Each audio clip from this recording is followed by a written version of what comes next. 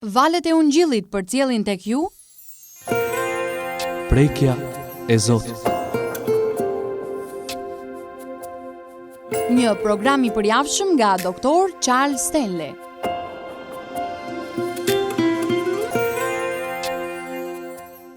Shpëtimtari ynë është i gjallë dhe ne do të jetojmë përgjithmonë.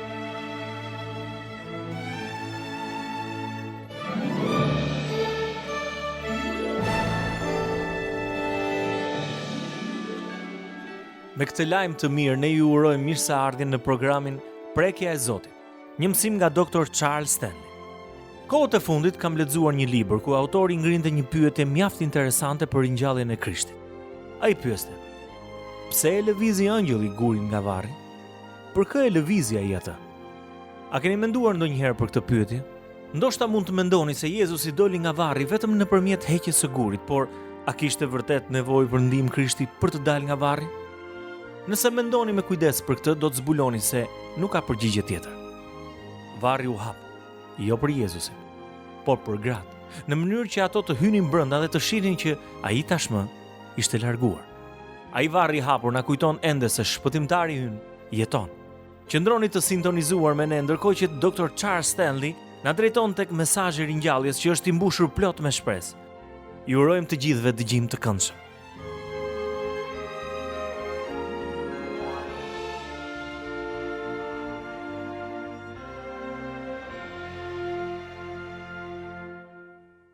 Një nga gjërat që do të doja të bëja kur shkova në udhëtimin misionar në Rusi, ishte të vizitoja varrin e Leninit. Ndërkohë që ecja përmes numrit të madh të rojësh, lexova një tabelë që thoshte: dalohet e folura. Qëndrova atje duke vështruar ngultas trupin e pajet të një njeriu të futur në një kofin hermetik prej xhami. Qëndrova atje për disa momente dhe fillova të ndjeja dëshpërim dhe trishtim. Mendova: këtu ndodhet trupi i pajet i një njeriu që nuk besonte tek Perëndia. I një njeriu që shkaktoi një revolucion gjakëtar që e futi të gjithë vendin në një skllavëri dhe solli gjakderdhje në mbar botën. Një njeri që i la ndjekësit e tij me një ëndër të shkatruar, dhe më keq se kaq, ai nuk u la atyre asnjë shpresë për te kësaj jete. Dola nga i vend dhe duke u larguar fillova të mendoja për një varr tjetër, brenda të cilit kisha qenë edhe më parë. Nuk hyra tek ai varr për të kërkuar një trup të pajet, sepse e dija që ai nuk ishte aty. E dija që po hyja tek një varr që ishte plotësisht bosh. Dhe kjo ishte arsyeja pse kisha ardhur. Mendova me vete: çfarë dallimi të madh ka midis këtyre dy varreve? Njëri prej tyre është ende i mbushur me një trup të pajet dhe duhet të ruhet. Varri tjetër është një gur i pastër, në të nuk ka roje dhe as tabel ku të ndalohet e folura. Çfarë ndryshimi i jashtëzakonshëm, sepse në varrin e dytë u vendos biri i Perëndis vetëm për një periudhë të shkurtër kohore. U vendos ai që na tregoi për Atin, ai që ishte si Ati dhe që na dha disa premtime të jashtëzakonshme. Në atë varr qëndroi ai që filloi një tjetër lloj revolucioni, por ishte i gjithë i mirë. Shpesh ai i revolucion nënkuptonte shpresën. Ky person shtriroi njerëzit nga skllavëria. Ai nuk i futi në skllavëri. Ky person u fali njerëzve të gjitha mëkatet e tyre dhe e bëri të mundur që të jetojnë një jetë të perëndishme duke e dashur njëri tjetrin. Ky person nuk u dha njerëzve ëndra të shkatruara, por siguri dhe besim. Ky person nuk i braktisi as pak njerëzit, por vazhdon të jetojë në zemrat e tyre çdo ditë. Ai u dha burrave dhe grave mesazhin e një shprese të përjetshme që ka jetë për te kësaj jete. Çfarë ndryshimi i jashtëzakonshëm midis këtyre dy varreve, midis këtyre dy njerëzve? Njëri prej tyre na jep një mesazh trishtimi, dëshpërimi dhe dështimi, ndërsa tjetri mesazhin e shpresës, sigurisë dhe suksesit të përjetshëm absolut. Cili mesazh do të donit të dëgjonit? Çfarë do të donit të besonit? Unë do të zgjidhe mesazhin e varrit të dytë, e atij varri që ndodhet në Jeruzalem dhe është i birit të Perëndisë. Le të shkojmë së bashku tek Ungjilli i Lukës, kapitulli 24, dhe të lexojmë se çfarë ndodhi. Si u vendos ai atje dhe si ndodhi që qëndroi vetëm për një kohë të shkurtër. Besoj se mbani mend se Jozefi nga Arimatea shkoi tek Pilati dhe i kërkoi atij trupin e Krishtit. Pilati lejoi që ta merrte trupin e Jezusit. Jozefi vendosi atë në një varr. Gratë që kishin ndjekur Jezusin shkuan të dielën në mëngjes me parfume dhe erëra të ndryshme. Dhe ja se çfarë thot shkrimi, kapitulli 24, duke filluar nga vargu i parë.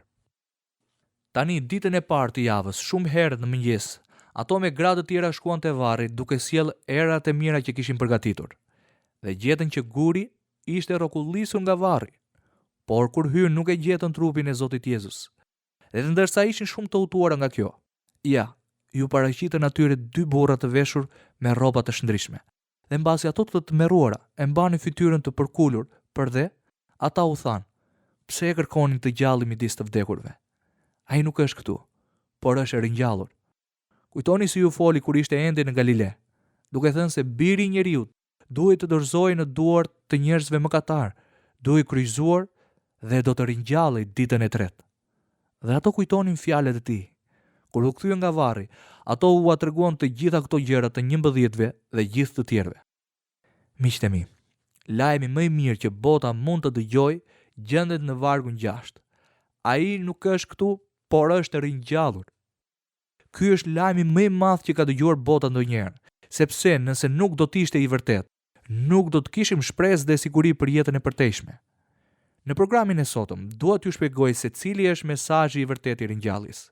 Mesazhi i ringjalljes nuk është thjesht se Jezusi vdiq në kryq dhe dikush e vendosi në një varr, e vulosi varrin dhe vendosi ushtar romak për ta ruajtur. Nuk është vetëm fakti që guri u rrokullis dhe krejt papritur trupi i tij nuk ishte atje. Kjo është ngjarja. Këto janë gjërat që ndodhen. Por cili është mesazhi i ringjalljes? Dua që të më dëgjoni me vëmendje, qofshi apo jo besimtar. Gjëja e parë që kuptoj për mesazhin e ringjalljes është kjo: Krishti Jezus, Biri i Perëndisë që është shpëtimtari dhe Zoti ynë, është i gjallë. Ai nuk është i vdekur. Miqtë e mi, bota ka nevojë të dëgjojë të vërtetën, se Zoti, të cilit i shërbejmë, Biri i Perëndisë, Jezusi, nuk është i varrosur në një varr. Ai nuk është më në varr. Mungesa e tij në varr është shkak për gëzim për ne. Dikush mund të thotë: "Po mirë, ku është ai? Ku është ai nëse varri është bosh?" Bibla flet shumë qartë për këtë. Le të shohim tek një pasazh tek letra e Hebrejve, kapitulli 10. Bibla na thot gjithçka që kemi nevojë të dimë. Shkrimi na thot se kush është Jezusi tek letra e Hebrejve, kapitulli 10 vargu 12. Ai përkundrazi, pasi dha për gjithnjë një flijim të vetëm për mëkatet, u vu të rrinë në të djathtën e Perëndisë. Krishti ynë i ringjallur është ulur në të djathtën e Perëndisë. Ja pra se ku është ai. Por çfarë bën ai atje? Shkrimi sërish na tregon qartë se çfarë bën ai tek letra e Hebrejve, kapitulli 7 vargu 25. Prandaj edhe mund të shpëtoj plotësisht ata që me anë të tij i afrohen Perëndisë, sepse gjithmonë rron që të ndërmjetësoj për ta. Ku është Jezusi? Ai është ulur në të djathtë të Perëndisë. Çfarë po bën ai atje? Ai ndërmjetëson për ne. Le të shkojmë për një moment tek letra e parë e Gjonit. Do të vëmë re se këtu na thuhet edhe pozita e tij, ndërkohë që është ulur në anën e djathtë të Atit dhe ndërmjetëson e lutet për ne. Letra e parë e Gjonit, kapitulli 2, vargjet 1 deri në 2. Djema të mi, ju shkruaj këto gjëra që të mos mëkatoni. Dhe nëse ndokush mëkatoi, kemi një avokat te Ati, Jezus Krishtin të drejtin. Ai është shlyesi për mëkatet tona, dhe jo vetëm për tonat, por edhe për ato të gjithë botës. Çfarë po bën ai? Ai jo vetëm që është ulur në të djathtën e Atit duke ndërmjetësuar për ne, por është edhe avokati ynë. Ai është personi tek i cili shkojmë. Ai është personi që në prezencën e Atit na kujton vazhdimisht ne dhe Atit. Këta janë bijtë e mi. Këta janë ata për të cilët unë vdiqja. Kur vim tek Ati për mëkatet tona, ne kemi Jezus Krishtin, avokatin, që qëndron në mes. Jezusi shkon para Atit për ne dhe i kujton që ne i kemi besuar atij si shpëtimtarit ton personal. Çfarë bën ai tjetër përveç se ndërmjetëson dhe ulet si avokati ynë? Bibla thot se ai bën edhe diçka tjetër. Le të shkojmë tek Ungjilli i Gjonit, kapitulli 14, vargjet 1 deri në 3. Zemra juaj mos u tërmdit. Besoni në Perëndin dhe besoni edhe në mua. Në shtëpinë e Atit tim ka shumë banesa. Përndryshe do t'ju thoja, unë po shkoj t'ju përgatis një vend, dhe kur të shkoj e t'ju përgatis vendin, do të kthehem dhe do t'ju marr pranë meje, që aty ku jam unë të jeni edhe ju. Çfarë po bën Jezusi pra? Ai është ulur në të djathtë të Atit. Ai ndërmjetëson për ne. Ai është avokati ynë, përfaqësuesi ynë ligjor para Atit. Dhe në të njëjtën kohë, ai po përgatit qiellin për ne. Ai po pret që plani i Atit të plotësohet dhe ai të kthehet sërish tek të gjithë ne që jemi bijtë e tij. Pra, ku është Jezusi? Jezusi është ulur në të djathtë të Perëndisë Atë. Por ai ndodhet edhe diku tjetër. Ai jo vetëm që është ulur në të djathtë të Perëndisë, por edhe jeton brenda çdo besimtari në prezencën e frymës së shenjtë që na ka vulosur dhe ka ardhur të jetojë brenda nesh në momentin që pranuam Jezusin si shpëtimtarin ton.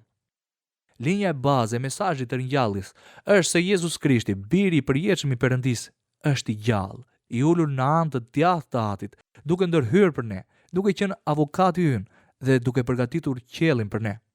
Dhe në të njëjtën kohë, ai jeton brenda të gjithë atyre që i kanë besuar Jezus Krishtit si shpëtimtarit të tyre personal. Ne mund të themi, mesazhi i ringjalljes është se Krishti ynë është shumë i gjallë dhe i gjallë përjetësisht. Mesazhi i dytë i ringjalljes është ky: mëkatet tona janë falur dhe ne jemi plotësisht të sigurt në ta. Tek Ungjilli i Markut, kapitulli 10, vargu 45 thuhet: sepse edhe biri i njeriut erdhi për të dhënë jetën e tij si çmim për shpengimin e shumë vetave. Tek Ungjilli i Lukës, kapitulli 19, vargu 10 thuhet: sepse biri i njeriut erdhi të kërkojë dhe të shpëtojë atë që kishte humbur. Tek letra e Efesianëve, kapitulli i parë, vargu 7, Pali flet se si jemi zgjedhur ne në Krishtin. Në të, në Jezus Krishtin, cilin kemi shpengimin, kjo do të thotë që vdekja e tij bleu shpëtimin ton me anë të gjakut të tij, faljen e mëkateve sipas pasurisë së hirit të tij. Tek letra e parë e Pjetrit, kapitulli i parë, vargjet 18 deri në 19, duke përshkruar atë që ka bërë Jezusi për ne, thuhet: duke ditur se jo me anë gjërash që prishen, si argjendi ose ari, jenë shpenguar nga mënyra e kotë e të jetuarit të trashëguar nga etrit, por nga gjaku i çmuar i Krishtit, si të qenjit të patëmet dhe të panjoll. Cili është mesazhi i ringjalljes? Mesazhi i ringjalljes është që mëkatet tona janë falur. Mesazhi i ringjalljes është që ne jemi përjetësisht të sigurt në të. Dua që të shkojmë së bashku te kapitulli 9 i Hebrejve. Dua të vini re atë çfarë ndodh këtu, sepse është shumë interesante dhe e rëndësishme që ne të kuptojmë se çfarë ka ndodhur. Dikush mund të thotë: Jezusi vdiq, po a shkoi në ferr? Jo, nuk shkoi. Jezusi nuk shkoi në ferr për të vuajtur për mëkatet e njerëzve. Këto vargje tregojnë saktësisht se çfarë ndodhi kur vdiq Jezusi. Le të fillojmë të lexojmë vargjet 11 dhe 12 të kapitullit të 9 të letrës së Hebrejve. Por Krishti, që erdhi si kryeprifti të mirave që do të vinë në të ardhmen, duke kaluar nëpër një tabernakull më të madh e më të përkryer, që s'është bërë me dorë, pra që nuk është e kësaj krijese, hyri një herë për gjithmonë në shenjtore, jo me gjakun e cepëve dhe të viçave, por me gjakun e vet, dhe fitoi një shpëtim të amshuar. Ku shkoi ai? Ai shkoi në prezencën e Perëndisë së plotfuqishëm. Vargu 14. Aq më shumë gjaku i Krishtit, i cili me anë të frymës së shenjtë e dha veten e tij të papërlyer nga asnjë faj ndaj Perëndisë, do ta pastrojë ndërgjegjen tuaj nga veprat e vdekura për t'i shërbyer Perëndisë së gjallë. Le të shkojmë tek vargu 24 i të njëjtit kapitull. Sepse Krishti nuk hyri në një shenjtore të bërë me dorë, që është vetëm shëmbëlesë e asaj të vërtete, por në vetë qiellin për të dalë tani përpara Perëndisë për ne. Çfarë bëri ai? Ai u shfaq në prezencën e Zotit të Gjithëpushtetshëm si një qen gjithëerur para themelimit të botës. Ai u shfaq para Perëndisë si sakrifica e fundit për mëkatet e njerëzimit. Fakti që Jezus Krishti u ngrit nga të vdekurit tregon që Adi Perëndi e pranoi vdekjen e tij si pagesë për mëkatin ton. Kjo është arsyeja pse e dim që mëkatet tona janë të falura, pasi i kemi rrëfyer para tij dhe pasi i kemi besuar atij të na falë në bazë të vdekjes së tij në kalvar. Çfarë bëri Jezusi mëtej? Ai hyri në prezencën e të plotfuqishmit, si qen gjithëerrur përpara themelimit të botës, i pranuar nga Ati. Nëse Ati nuk do ta kishte pranuar vdekjen e Krishtit në kryq, si pagesë për mëkatet tona, Jezusi nuk do të ishte ringjallur. Ai ishte biri i pamëkat i Zotit që erdhi në këtë botë me qëllimin e tij primar për të vdekur për mëkatet tona. Ringjallja tregon se Ati e miratoi vdekjen e tij shpenguese. Ati duke miratuar vdekjen e tij sakrifikuese për mëkatet tona, e ringjalli nga të vdekurit dhe tani ai është në qiell në prezencën e tij. Jezusi është ulur në anën e djathtë të Atit duke ndërmjetësuar për ne. Avokati ynë po përgatit qiellin për ne. Ne kemi siguri absolute që mëkatet tona janë falur dhe sakrifica është pranuar. Nëse Jezus Krishti nuk do të ishte ngritur nga të vdekurit, ne nuk do ta dinim kurrë nëse mëkatet tona do të ishin falur. Nëse nuk do të ishte ngritur nga të vdekurit, nuk do ta dinim kurrë nëse Ati do ta kishte pranuar sakrificën apo jo. Nëse nuk do të ishte ngritur prej së vdekurish, nuk do ta dinim kurrë nëse mund të kishim një marrëdhënie personale me të. Tek Ungjilli i Gjonit kapitulli 15 vargu 4, Jezusi tha: "Qëndroni në mua dhe unë do të qëndroj në ju." Kur i besojmë Jezusit si shpëtimtarit ton, ne kemi një marrëdhënie të ngushtë me të. Nëse Jezusi nuk do të ishte ngritur prej së vdekurish, nuk do ta dinim nëse ato çfarë tha ai ishte e vërtet apo jo. Do të kishin shumë pyetje dhe dyshime. Nëse Krishti nuk do të ishte ringjallur, ne nuk do ta dinim që blerja e shpëtimit ton na dhuroi jetën e përjetshme. Ne nuk besojmë vetëm se Bibla e thot, por besojmë sepse kemi një dëshmi në jetën tonë. Kur rrëfejmë mëkatet tona, e dim që ai faj është larguar. Kur i dorëzohemi atij, kemi paqe dhe gëzim. Ndihemi të kënaqur në jetë. Shohim Jezusin duke drejtuar jetën tonë, duke na ruajtur, duke siguruar për ne. E shohim duke na dhënë siguri. Ndjejmë prezencën e tij. E dim që Krishti ynë është një Krisht i gjallë, që mëkatet tona janë falur dhe që jemi plotësisht të sigurt në Zotin e gjallë. Kjo është pjesë e mesazhit të ringjalljes. Jezusi jo vetëm që u ngrit nga të vdekurit, por ajo çfarë ai bëri, u pranua nga Ati. Kjo është pjesë e mesazhit të ringjalljes. Dua t'ju jap disa pasazhe që të cilat do të bëni të mirë të mbani të shënim. Lexojini sa herë që pyesni veten nëse jeni apo jo të sigurt. Vargu i parë është i Ungjillit të Gjonit kapitulli 6, vargu 37. Sepse pa ringjallje ne nuk kemi arsye ta besojmë këtë si të vërtetë. Dëgjoni se çfarë tha Jezusi në këtë pasazh të rëndësishëm. Gjithçka që më jep Ati do të vijë tek unë, dhe atë që vjen tek unë, unë nuk do ta nxjerr jashtë kurrë. Dikush mund të thotë, unë mund të shpëtohem, por kam frikë se ai më refuzon. Dëgjoni se çfarë tha Jezusi. Atë që vjen tek unë nuk do ta nxjerr jashtë kurrë. Nuk mund të ndodhë që ju të vini tek Jezusi për të kërkuar falje për mëkatet tuaja dhe ai t'ju kthejë mbrapsht. Ai nuk do t'ua përplas asnjëherë derën në fytyrë. Ai nuk ka për të thënë kurrë jo. Ai nuk thot gjë tjetër veç se ejani tek unë o ju të gjithë të munduar dhe të rënduar, dhe unë do t'ju jap çlodhje. Ungjilli i Mateut, kapitulli 11, vargu 28. Dëgjoni se çfarë tha Jezusi tek Ungjilli i Gjonit, kapitulli 6, vargjet 38 deri në 40. Sepse unë kam zbritur nga qielli jo për të bërë vullnetin tim, por vullnetin atij që më ka dërguar. Vini re frazën tjetër. Ky është vullneti i Atit që më ka dërguar, që unë të mos u mbas asgjë nga të gjitha ato që ai më ka dhënë, por të ringjall në ditën e fundit. Ky pra është vullneti i Atij që më ka dërguar, që kushdo që sheh Birin dhe beson në të ketë jetë të përjetshme, dhe unë do ta ringjall atë në ditën e fundit. Si mund të shpëtoheni me anë të hirit të Zotit dhe të humni? Kur ai thotë, ky është vullneti i Atit që më ka dërguar, që unë të mos u mbas asgjë nga të gjitha ato që ai më ka dhënë, por t'i ringjall në ditën e fundit. Ne jemi të shpëtuar dhe të sigurt përjetësisht me anë të premtimit të Jezus Krishtit që tha në vargun 40. Ky pra është vullneti i Atit tim. Vullneti i Atit tim është se çdo person që më beson mua si shpëtimtar do të ringjallet në ditën e fundit. Cili është mesazhi i ringjalljes? Mesazhi i ringjalljes nuk është vetëm se Jezus Krishti është i gjallë dhe jemi të falur dhe të sigurt. Mesazhi përfshin edhe diçka tjetër që ne do të jetojmë përgjithmonë. Jezusi e dinte se çfarë ishte jeta dhe vdekja. Ai e dinte që vdekja për besimtarin është vetëm një derë. Në një mënyrë apo në një tjetër, Perëndia që na do të na transferojë nga kjo tokë në qiell. Ai e lejoi mëkatin në botë dhe mëkati solli mbi ne dënimin e vdekjes. Gjithë secili prej nesh ka mëkatuar kundra Zotit të gjithëpushtetshëm. Por kur Jezus Krishti shkoi në kryq, ai e pagoi plotësisht mëkatin tonë. A largoi kjo gjë vdekjen fizike nga toka? Jo. Por çfarë bëri? Vdekja e Jezusit në kryq bëri saktësisht atë çfarë thot Pali tek letra e parë e Korintasve, kapitulli 15, vargjet 56 dhe 57. Edhe gjëmba e vdekjes është mëkati, dhe fuqia e mëkatit është ligji. Por ta falenderojmë Perëndin që na jep fitore me anë të Zotit ton Jezus Krisht. Ai thot se hoqi gjëmbin nga vdekja. Vdekja humbi fuqinë e saj. Vdekja u bë viktim dhe jeta u bë fitore.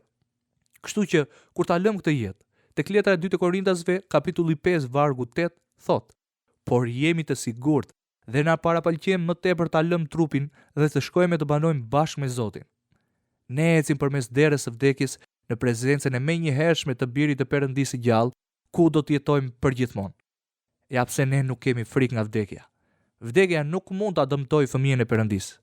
Ajo është thjesht metoda e Zotit për të na marrë nga kjo tokë dhe për të na çuar në prezencën e Tij. Nëse vdekja është derë për në prezencën e Birit të Perëndisë, a nuk bini dakord që kjo është një gjë e mirë? Nëse kjo është vdekja për besimtarin, atëherë ajo është një gjë e mirë. Sa po ta lëm trupin, ne do të jemi në prezencën e Zotit. Bibla nuk thot në asnjë vend, sa po ta lëm trupin, do të varrosemi në tokë. Ajo thot, sa po ta lëm trupin, do të jemi në prezencën e Zotit. Ne do të jetojmë përgjithmonë. O Ati dashur, i plot fuqishëm, sunduesi gjithë shkaja, ne vim përpara Teje, Zot, si bijtë e Tu, me një zemër falenderuese për gjithë shka që Ti ke bërë për ne. Zot, ne të falenderojmë, Zot, që kemi një dëshmi të ringjalljes së Zotit ton Jezus Krisht. Dhe ndërsa shikojmë atë varr bosh, ne mbushemi plot me gëzim, sepse Ti përmbushe premtimin tënd për të sjellë shpëtimtarin Jezus dhe me anë të Tij, Ti të zbrasi gjykimin tënd që ne të mund të shpëtoheshim nga paga e mëkatit që është vdekja. Ne të falenderojmë Ty, o Zot Jezus, që ju binde vullnetit të Atit dhe more mbi vete të gjitha mëkatet tona. Zot, ne shpallim mesazhin tënd jo vetëm si mesazh paqe, shpresë, gëzimi, por si një mesazh shpëtimi dhe shpengimi nga gjithçka që na ka skllavëruar. Perëndi i plot fuqishëm, sundues i të gjithëve, Zot, i ateistëve, budistëve, muslimanëve dhe i çdo krijese që merr frymë në këtë tokë, ne të lutemi, o Zot, që zemrat e këtyre njerëzve, të gjithë atyre që nuk kanë pranuar Jezus Krishtin, Zot, lutemi, Zot, që ata të mos ngurtësohen përballë këtij mesazhi, por le ta pranojnë atë në zemrën e tyre, për të ndryshuar dhe për të kuptuar, Zot, që ata duhet kalojnë nga vdekja në jetë, dhe që shpëtimi, Zot, të hyjë në zemrat e tyre dhe në jetët e tyre. Në emrin e Jezus Krishtit, Zot, ne të falenderojmë. Amen.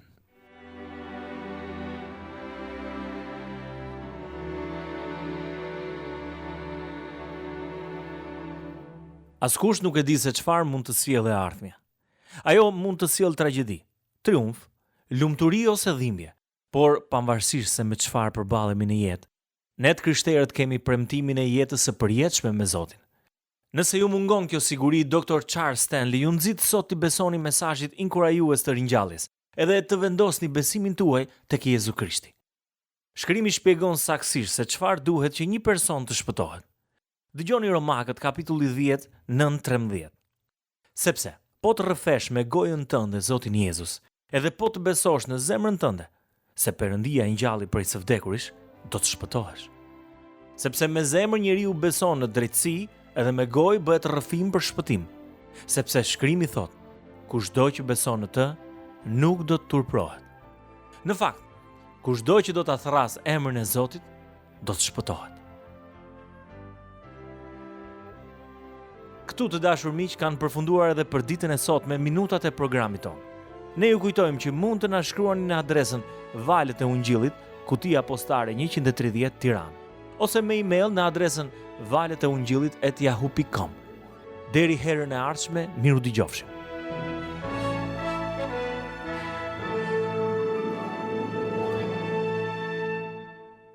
Ndoqët programin Prekja e Zotit. një prodhim i organizatës radiofonike Valët e Ungjillit.